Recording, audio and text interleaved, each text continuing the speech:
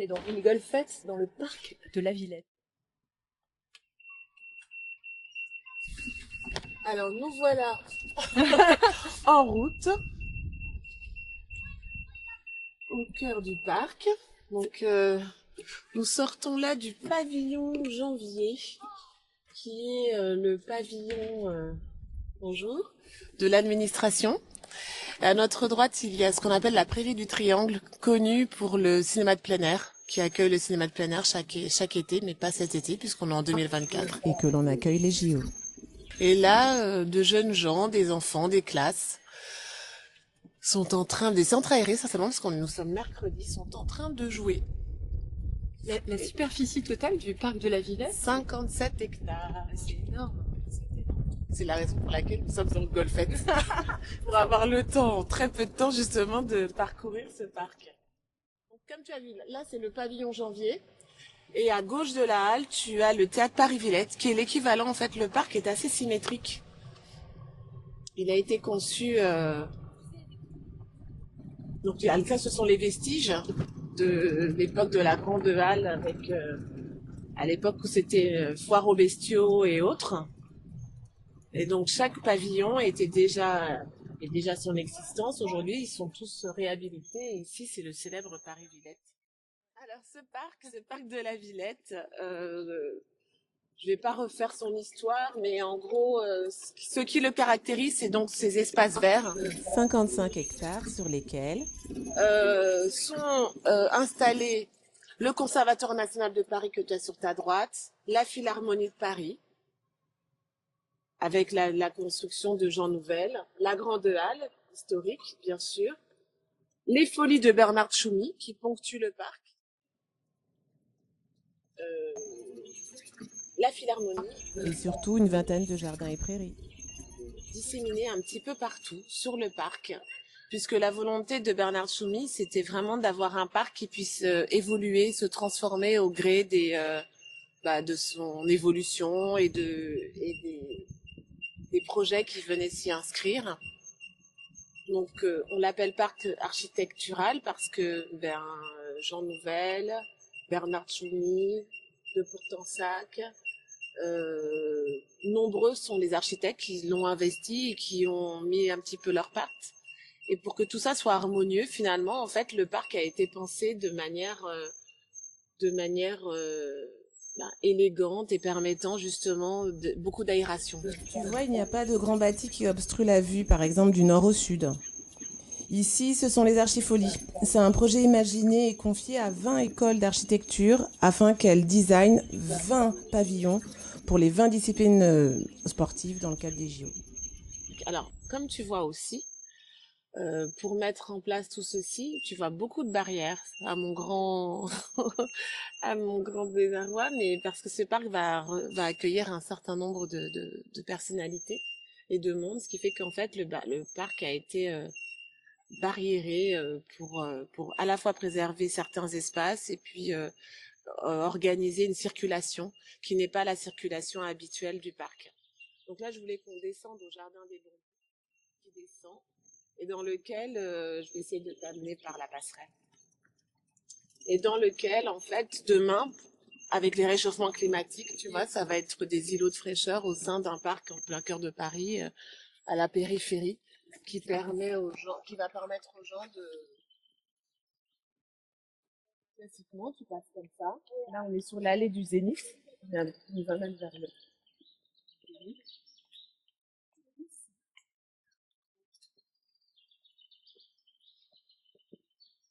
Je te laisse enregistrer, t'entends les sons des oiseaux.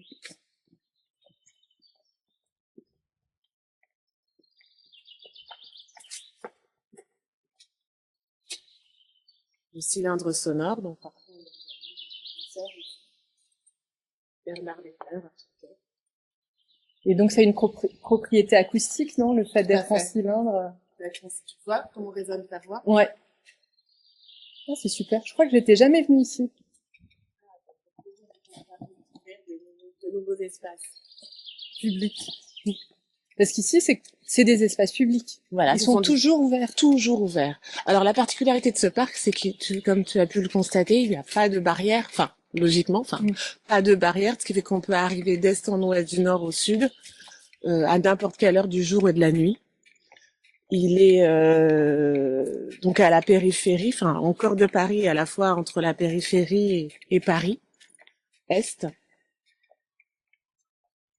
Et il est occupé par des publics tellement variés. Dès 6 heures du matin, tu vois des gens qui font du tai chi.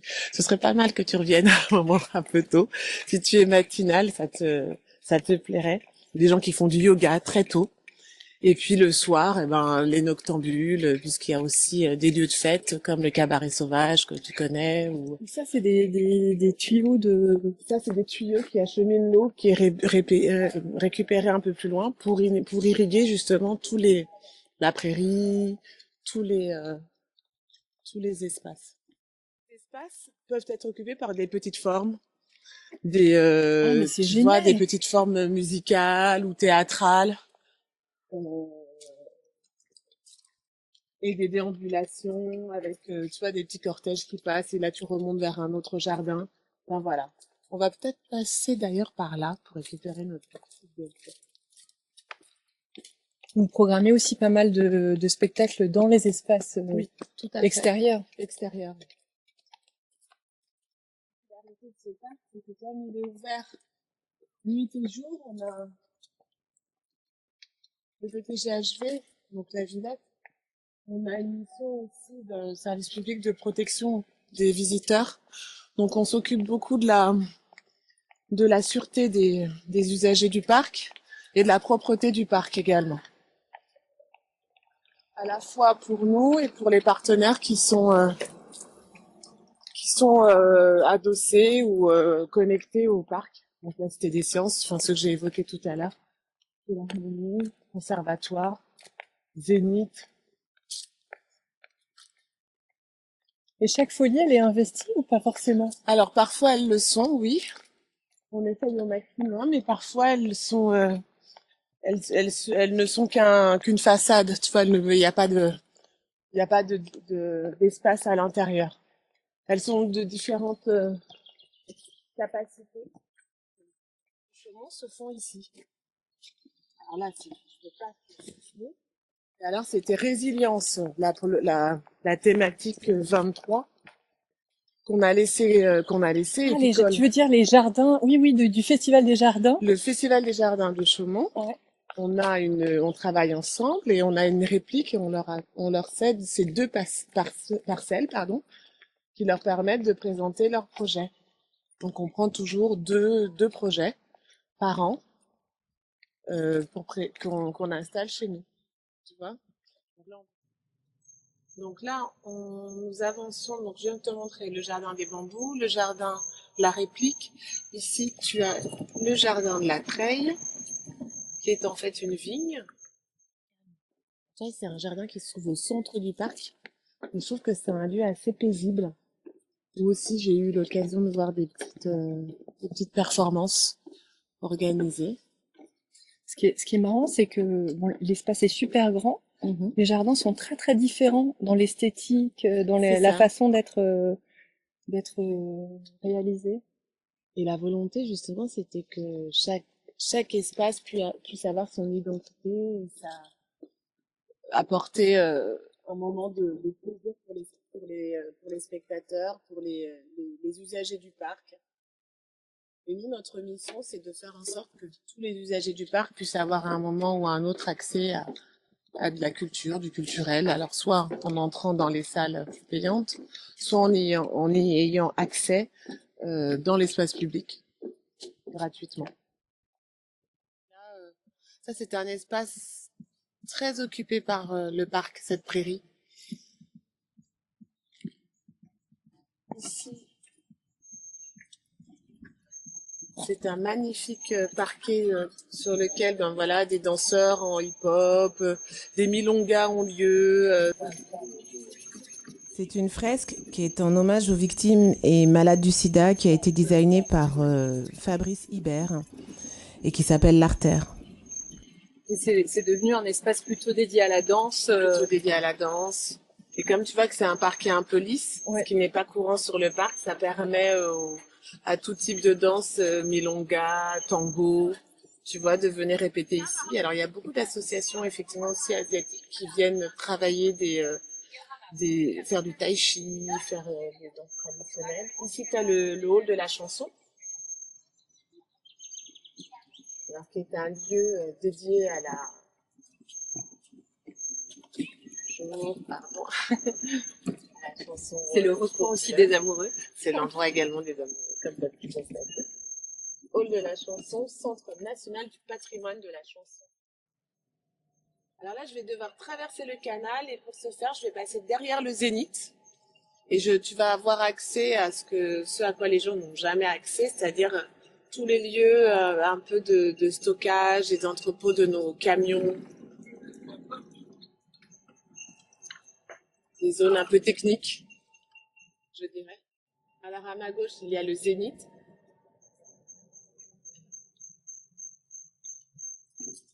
Donc, célèbre salle de concert, Zénith Paris-Villette. Alors ici, souvent sur ce terre-plein, là, surtout le samedi, tu as des groupes de gros cas, tu sais, de percussionnistes guadeloupéens qui viennent faire des gros cas et c'est une fête. C'est vrai que la Villette, c'est un peu une utopie. Du matin au soir, à toute heure du jour et de la nuit, les gens se retrouvent. C'est une expérience à la Villette. Mange, bois. Donc ici, tu vois sur le parc également, donc il y a le Poney Club, centre hippique pour les enfants et les adultes. Le cabaret sauvage, on passe derrière. Je vais t'amener d'abord à l'espace périphérique et après on va remonter comme ça. Donc l'espace périphérique, c'est un espace un peu brut, un peu à tu sais, aux scènes berlinoises. Ça ressemble un peu à ça. Mais c'est un lieu aussi de résidence pour des artistes en cirque. Ben, je sais pas si Sylvie est là, mais on va passer là. Et récemment, nous avons fait la scène électro avec Freestyle, un festival sur danse, musique urbaine et autres. Ici, tu as le cirque historique de Fratellini. Sylvie, ravie de vous rencontrer. Donc Sylvie s'occupe de tous les résidents de l'espace périphérique, de circassiens, jongleurs, marionnettistes, artistes de rue. On est sur les 3 disciplines. Dans ce magnifique lieu elle tient ça, elle organise ça en lien avec la mairie de Paris. Absolument. C'était l'ancienne école du cirque d'Annie Fratellini. Oui, il y a personne et c'est en chantier. Comme en ce moment avec les JO, on est très occupés. Du coup, toutes nos résidences ont lieu à la halle au cuir derrière. Oui, voilà. Donc là, c'est le chapiteau de l'école Fratellini, tel qu'il existait de 1974 à 2002, date du départ de l'école de l'Académie Fratellini. En fait, il y a plein de gens de Pantin, notamment, qui passent, ou des gens qui passent en RER, qui disent, mais je me suis toujours posé la question de ce qu'il y avait dans ce chapiteau. Ils s'inscrivaient aux Journées du patrimoine, et puis voilà. Mais demain, ils pourront venir assister à des spectacles, des sorties de résidence, etc. Salle de danse, donc une grande salle dans laquelle on peut aussi faire des accroches circassiennes, et puis 2 petites salles derrière. Et surtout, depuis quelques années maintenant, dans ce qui était l'ancien manège à chevaux, on va pouvoir y jeter un petit œil, on a installé des ateliers de fabrication. Donc ici, tu as le kilomètre 25, qui fait aussi partie de nos espaces. En hauteur, prochainement, va se construire une boîte de nuit. Ah oui. Je te montrerai après. Donc ici, tu vois, c'est l'arrière, c'est là où on stocke du bois, des choses comme ça. Et ici, c'est le local de stockage de tous les accessoires, matériaux. Parce que tu sais, bien évidemment, sur un parc comme celui-ci, tu vois, il y a beaucoup d'équipements pour la signalétique. Vite fait, en fait, c'est un lieu de stockage aussi. Et l'idée, c'est que, ben voilà, ça va vraiment être un parc total. C'est que là, tu pourras, ça va être 24 heures sur 24. 24 heures sur 24. Ce qui est déjà le cas de la Villette, mais alors là, avec de l'animation jusqu'au bout. Avec ici un espace qui est en réfection actuellement pour devenir une future boîte de nuit. Quand même, hein. Il y a tous les espaces jeux pour les enfants. Tu sais, le jardin des dragons, le jardin des dunes et des vents, l'espace chapiteau. Mais là, c'est tout le long du canal.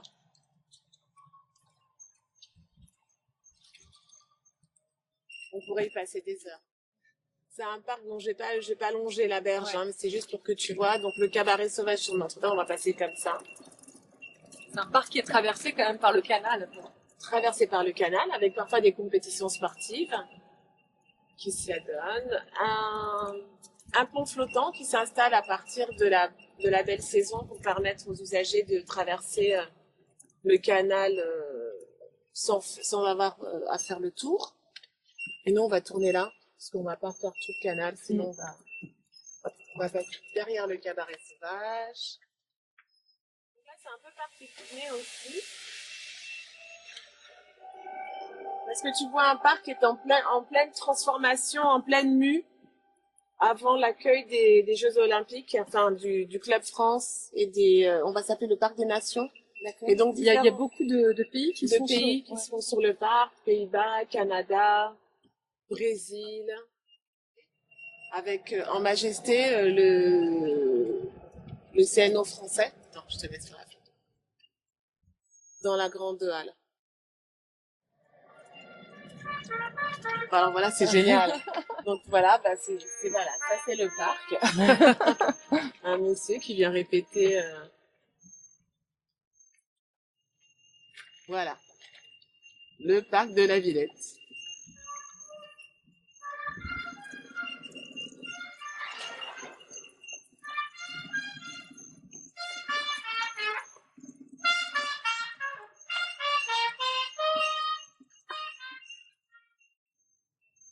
L'objectif, c'est que dans quelques mois, une partie du parc soit de nouveau ouverte aux usagers.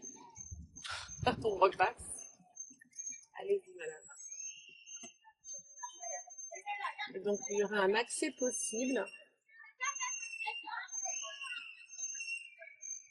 juste avant la passerelle pour rejoindre cet espace qui donnera accès à la ferme cinématique, ce qu'on appelle la vague cinématique. C'est un petit chemin qui fait tout le long du parc et qui permet en fait d'accéder du nord au sud et qui nous ramène vers alors là je peux pas y avoir accès donc je vais passer de l'autre côté, mais qui nous amène vers les jardins paysagers et la ferme pédagogique. Alors tout ça sera ouvert avec l'espace qu'on a libéré avec le jardin des dunes et des vents, qui est un lieu dédié aux enfants. Pour l'avoir pratiqué, j'imagine. Beaucoup, de nombreuses fois. De nombreuses fois. Alors oui, c'est un parc culturel, sportif. C'est une expérience... Alors là, ça ne se voit pas, mais une petite tribu de... Ah, c'est génial. Bonjour. Parce qu'ici, on pratique le sport. On voit plein d'enfants qui font du vélo. Ils ont des casques. Bonjour. Des casques. Et bonjour puis les enfants. Des maillots jaune fluo. C'est vrai que l'art est un petit peu partout sur le parc. Disséminé. Alors voici, tu sais, on a ouvert ce lieu et mis en place ces éléments qu'on a appelé le jardin des voltiges. D'accord. Qui est une aire sportive en accès libre. Tous les utilisateurs. Qui est très prise, occupée. Et ce qui est bien, c'est que ce sont des espaces de jeu un peu partout, en fait.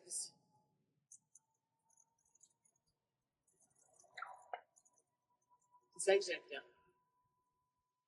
Mis en place des éco-cups avec tous les prestataires du parc, avec livraison, nettoyage de ça. On est en train de mettre aussi en place un partenariat pour le recyclage des déchets